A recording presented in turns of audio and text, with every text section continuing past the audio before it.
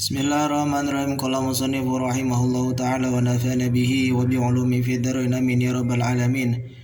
Wa yajibu sareng wajib fi haqqihim dina hakna pirang-pirang rasul, dina hakna para rasul.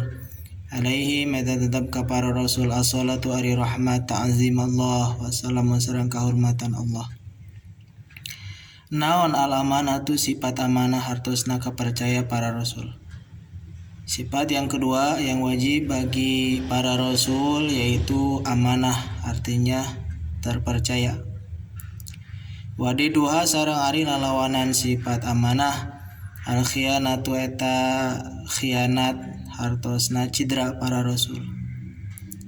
Wadalilu sareng ari dalilna ala zalika karena itu sifat amanah annahum sanyanyana para rasul lau khanu lamun khianat para rasul bi fi'li muharramin ku migawe perkara anu diharamkeun au makruhin atau perkara anu dimakruhkeun atau bahkan migawe perkara anu kurang utama. Seandainya para rasul berkhianat, maka para rasul akan mengerjakan perkara yang haram atau makruh atau yang menyelisih keutamaan agama.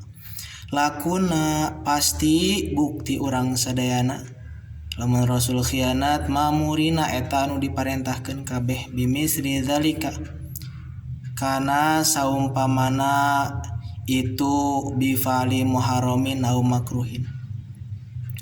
Walayasiu sareng teu sah naon anu maro kana yen diparentah urang sadaya bimuharramin kalawan perkara anu diharamkeun migawe perkara anu diharamkeun au makruhin atau perkara anu makruh.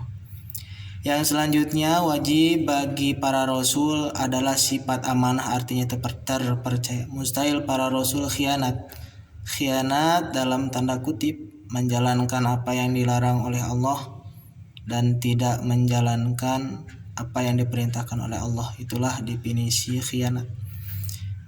Kalau bahasa Sundanya adalah Rasul ketika memerintahkan sholat, maka Rasul yang pertama menjalankan sholat. Rasul ketika melarang sesuatu yang haram, maka Rasul sendiri yang meninggalkannya. Jadi kalau bahasa Sunda itu adalah kabatur miwarang anjeuna sok midamel, kabatur nyarek anjeuna teu midamel. Dan itulah definisi atau penjabaran daripada amanah. Artinya ketika kita menyuruh sesuatu, maka kita terlebih dahulu mengerjakan sesuatu itu. Ketika kita melarang sesuatu, maka kita terlebih dahulu yang meninggalkan sesuatu tersebut. Di dalam Al-Quran Allah Subhanahu wa ta'ala berfirman, surat An-Nisa ayat ke-58, innallaha ya'murukum an tu'addul amanata ila ahliha. Innallaha ya'murukum an tu'addul amanati ila ahliha. Sesungguhnya Allah Subhanahu wa taala memerintahkan kita semua para rasul untuk menepati amanah kepada ahli-ahlinya.